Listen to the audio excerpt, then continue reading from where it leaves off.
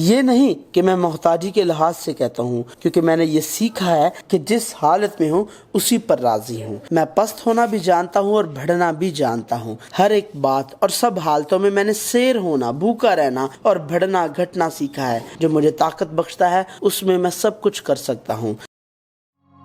ابدی اور غیر متغیر کلام خدا۔ دعا۔ خدا کے ساتھ چلنا، حصہ 1۔ دعا، حصہ 13۔ ہمیں کیا دعا کرنی چاہیے، حصہ 7۔ روز کی روٹی کی تلاش کرنا۔ ان شاگردوں کے لیے جنہوں نے کہا، اے خداوند، جیسا یوحنا نے اپنے شاگردوں کو دعا کرنا سکھایا تو بھی ہمیں سکھا۔ یسوع نے انہیں یہ کہتے ہوئے دعا کرنا سکھایا، جب تم دعا کرو تو کہو۔ وہ دعا جو یسوع نے سکھائی، جس کا آغاز اے ہمارے باپ تو جو آسمان پر ہے کے ساتھ ہوا، اس نے ہمیں تیرا نام پاک مانا جائے، تیری بادشاہی آئے، تیری مرضی جیسے آسمان پر پوری ہوتی ہے زمین پر بھی ہو کی تلاش کرنے کے لیے کہا۔ تب دوسرے نصف حصے میں جا کر وہ کہتا ہے کہ خدا کی بادشاہی آئے، زمین پر اس کی مرضی پوری ہو کا مطلب ہے اپنے پڑوسی سے اپنے جیسی محبت کرنا اور معاف کرنا۔ خدا کے لوگوں کو جو نجات کے بعد اپنی باقی زندگی اس دنیا میں ہے، اس دنیا کو چھوڑنے کے بجائے دعا کرنے کے لیے کہا گیا ہے کہ وہ انہیں آزمائش میں نہ لائے بلکہ برائی سے بچائے۔ آخرکار ابتدا کی طرح وہ ہمیں خدا کو سارا جلال دینے کے لیے کہتا ہے، تاہم دعا کے وسط میں ظاہر ہوتا ہے کہ یسوع نے سکھایا، ہمارے روز کی روٹی آج ہمیں دے۔ خدا کے لوگوں اور فرزندوں کی دعا کے مرکز میں اکتفا اور شکر گزاری ہونی چاہیے۔ یسوع ہمیں اپنی روزانہ کی روٹی مانگنے کے لیے کہتا ہے، اس نے بچانے کو نہیں کہا۔ اس نے کہا کہ کسی پردیسی کے سفر کی طرح روزمرہ کی روٹی بھی مانگنا ہے۔ ہمیں یہ یاد رکھنا چاہیے، روٹی کھانا نہیں ہے۔ اگر کھانا کھانے کے لیے، لطف اٹھانے کے لیے اور شیخی کے بارے میں ہے تو روٹی سفر کی کم سے کم فراہمی ہے۔ جب خدا کے لوگ مصر سے باہر آئے اور مصری کھانوں کی آرزو کی تو چلا اٹھے، کاش کہ ہم خداوند کے ہاتھ سے ملک مصر میں تب ہی مار دیے جاتے جب ہم گوشت کی ہانڈیوں کے پاس بیٹھ کر دل بھر کر روٹی کھاتے تھے، کیونکہ تم تو ہم کو اس بیابان میں اس لیے لے آئے ہو کہ سارے مجمع کو بھوکا مارو۔ خدا نے کہا، میں آسمان سے تم لوگوں کے لیے روٹیاں برساؤں گا۔ سو یہ لوگ نکل نکل کر فقط ایک ایک دن کا حصہ ہر روز بٹور لیا کریں کہ اس سے میں ان کی آزمائش کروں گا کہ وہ میری شریعت پر چلیں گے یا نہیں۔ اس نے ان کو ان کی روز کی روٹی دی۔ کنعان جانے والے خدا کے لوگوں کو مصر کا لذیذ کھانا نہیں، بیابان سے کھانا دیا گیا۔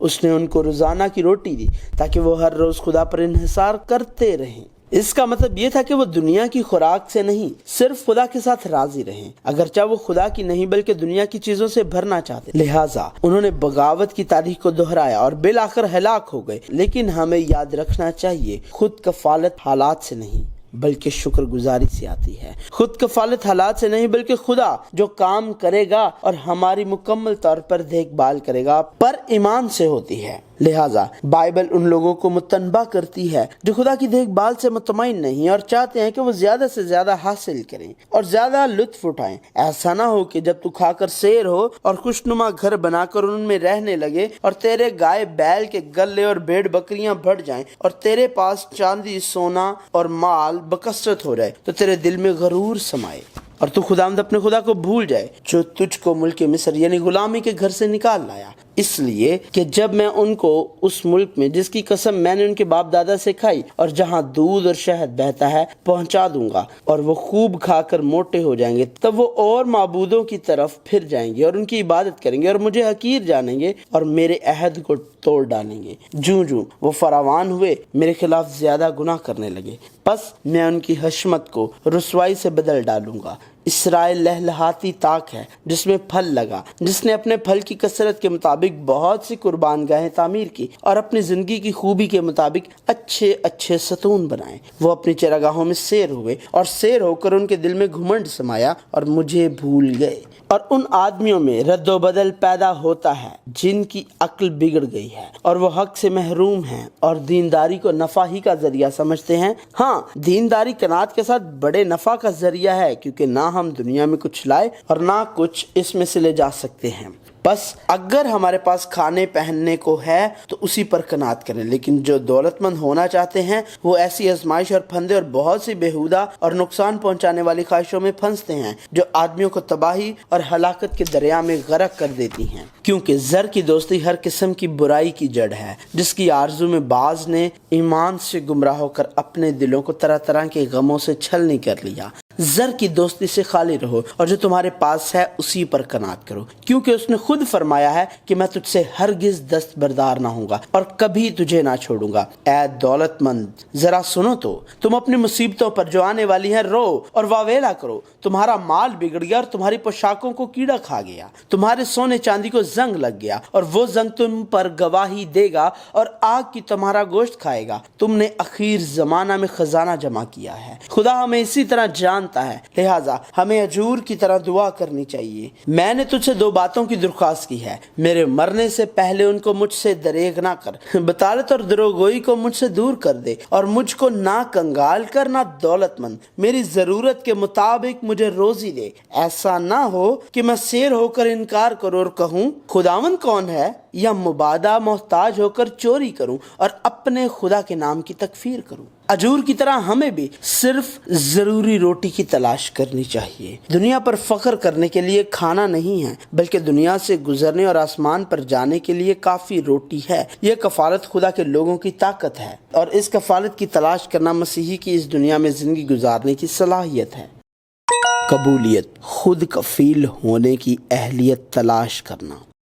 हमें कबूलियत की तलाश करने की ज़रूरत है। मसीहियों के लिए जो खुदा के लोग हैं लेकिन अभी तक जिस्मानी बदन रखते हैं और इस दुनिया में रहते हैं, उसके लिए कबूलियत का और खुद कफालत का दिल हासिल करना बहुत ज़रूरी है। अगर कबूलियत उन वाक़यात की कबूलियत है जो मुझसे पहले पेश आए हैं, हालांकि मैं उसकी ख्वाहिश या तवक्को नहीं करता था, तब खुद कफालत उन चीज़ों के लिए एक इजहार तशक्कर का रवैया है जो पहले हो चुकी हैं और अब मुझे दी गई हैं। आदम और हवा के गुनाह करने के बाद पहली औलाद काइन ने अपने भाई हाबिल के साथ मिलकर खुदा के लिए कुर्बानी पेश की, लेकिन खुदा ने हाबिल की कुर्बानी कबूल की, ना कि काइन की। इस पर काइन का गुस्सा और चेहरा बिगड़ा। एहसास कमतरी का एक पहलू था जो मुआवजा करने से आया था। अगर खुदा ने हाबिल की कुर्बानी कबूल ना की होती तो वो इतना नाराज ना होता और काइन की औलाद, गुनहगारों की औलाद, इस तकाबुल और एहसास कमतरी से नहीं बच सकती और वो ऐसी जिंदगी गुजार रही है जो खुद कफील नहीं है। इत्मीनान और शुक्र अदा किए बगैर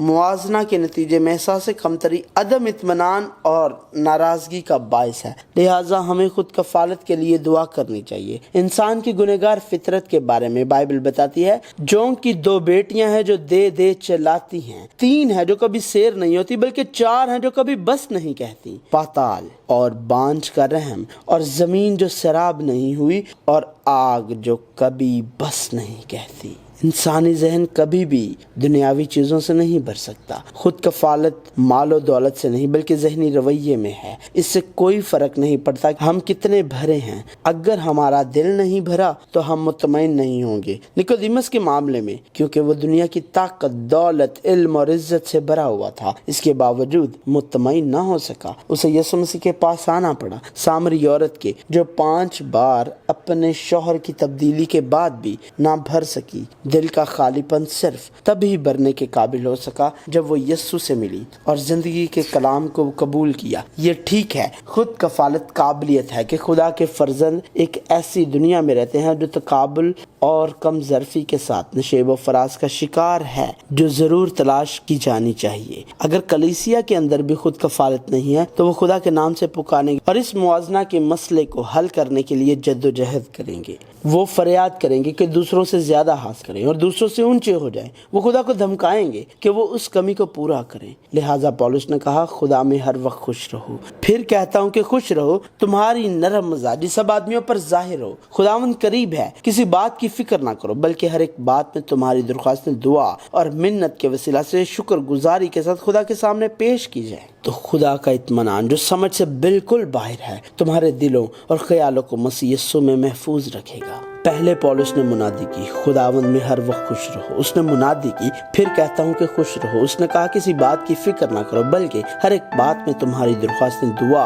और मिन्नत के वसीला से शुक्रगुजारी के साथ खुदा के सामने पेश की जाए। इसका मतलब दुआ करना है। تاہم یہاں تک کہ اگر ہم اسی طرح خوشی سے دعا کریں تو اس کا یہ مطلب نہیں ہے کہ خدا ہمارے لیے دوسروں سے زیادہ مہیا کرے گا۔ اس کا مطلب یہ ہے کہ خدا کا اطمینان جو سمجھ سے بالکل باہر ہے تمہارے دل اور خیالوں کو مسیح یسوع میں محفوظ رکھے گا۔ یہ خود کفالت کی بات کرتا ہے۔ اس کے فوراً بعد پولس نے منادی کی، ہمیں یہ جاننا چاہیے جو مجھے طاقت بخشتا ہے اس میں سب کچھ کر سکتا ہوں کا مطلب یہ نہیں ہے کہ میری ہر خواہش پوری ہو جائے گی۔ پولس خود کفالت کی طاقت کے بارے میں بات کر رہا ہے۔ خود کفالت ایک ایسی چیز ہے جو ہم خدا کی طاقت کے بغیر کبھی نہیں کر سکتے۔ ہمیں خدا سے خود کفالت کے لیے دعا کرنی چاہیے۔ بائبل جو وقت سے ماورا ہے، دعائیہ سلسلہ ہمیں کیا دعا کرنی چاہیے کے ساتھ جاری ہے۔